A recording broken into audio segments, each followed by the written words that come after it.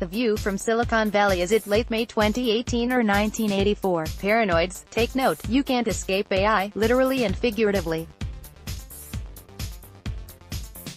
While Amazon.com, ticker AMZN, was being blistered by civil rights groups for selling facial recognition tools to law enforcement officials in Orlando, Florida, and Oregon, Intel, INTC, hosted a developers conference on artificial intelligence that underscored its growth. Intel announced a range of machine learning software tools and hinted at new chips on Wednesday. There is a vast explosion of applications, Naveen Rao, vice president and general manager of the Artificial Intelligence Products Group at Intel, tells Barron's. It has become as ubiquitous as computing and touching every one of our lives. One developer in attendance was SigOpt, a platform for machine learning to optimize everything, from algorithmic trading in oil and gas exploration, to brewing a better beer. 10 years ago, AI was in academic labs, SigOpt chief executive Scott Clark tells Barron's. Today, it's everywhere: self-driving cars, conversational interfaces like Siri and Alexa. It's striking. Maybe it's an AI world, and we just live in it for good and bad. Its benefits are plentiful to businesses and consumers, revamping major industries and the workforce. Indeed, AI is the rare technology that has more immediate financial impact in the consumer market. 2016 sales reached $1.86 billion, says Kaleida Insights analyst Jessica Groupman. But it also poses dangers inherent in applying technology that literally takes on human characteristics. Amazon's recognition AI-powered technology would empower a government surveillance infrastructure that poses a grave threat to customers and communities across the country, a coalition of civil rights groups warned in a letter this week demanding that Amazon stop selling the program to law enforcement.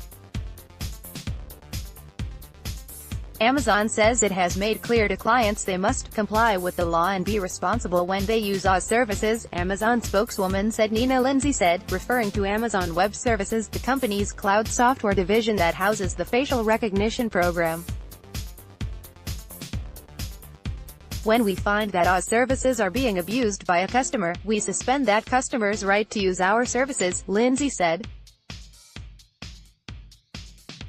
Recognition was introduced in late 2016 to let marketers, content providers and other business analyze billions of images and videos daily. It can identify up to 100 people in a crowd, according to documents unearthed by the American Civil Liberties Union of Northern California. Amazon, Microsoft, MSFT, and a raft of startups sell such AI tools to businesses. The Big Brother element comes in potential use of the technology. A police department, for example, could build a database of mugshots of suspected criminals that officers could have recognition scan against footage of potential suspects in real time. FBI downsizes encrypted phone instances. The Federal Bureau of Investigation has maintained for several months that encrypted phones stymied 7,775 investigations last year. It turns out that number is closer to 1,000 to 2,000. The FBI's initial assessment is that programming errors resulted in significant overcounting of mobile devices reported, the agency said in a statement. This pokes a sizable hole in the agency's contention argument against phone encryption used by Apple, AAPL, and Alphabet, Google, division Google to protect consumer privacy. It was, in fact, the crux of the FBI's standoff with Apple over access to an iPhone found on one of the terrorists in the San Bernardino, Calif, attack in 2015. FBI calls the encryption conflagration going dark problem. Apple CEO Tim Cook has let his feelings known on the topic. He has called going dark a crock. The FBI's downsized numbers seem to support Cook. Lost helped jumpstart this Hawaiian firm. Jambios is a social media company that believes disaffected Facebook users want something more personal in the form of long written posts, photo albums and group discussions. co-founder Beth Carvin has designed an ad-free network that highlights storytelling and capturing memories. The Hawaii-based company launched a year ago after Carvin met actor Henry Ian Cusick of Lost fame on the set of Rememory, 2017. The movie tells the story of the discovery of an invention that can record and play a person's memory. Our approach is deeper and more personal than Facebook, Carvin tells Barron's.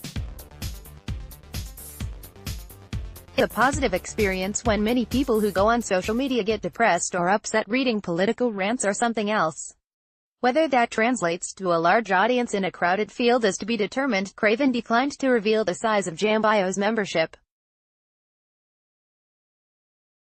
And, despite its flaws, Facebook, FB, does have 2.2 billion monthly active users.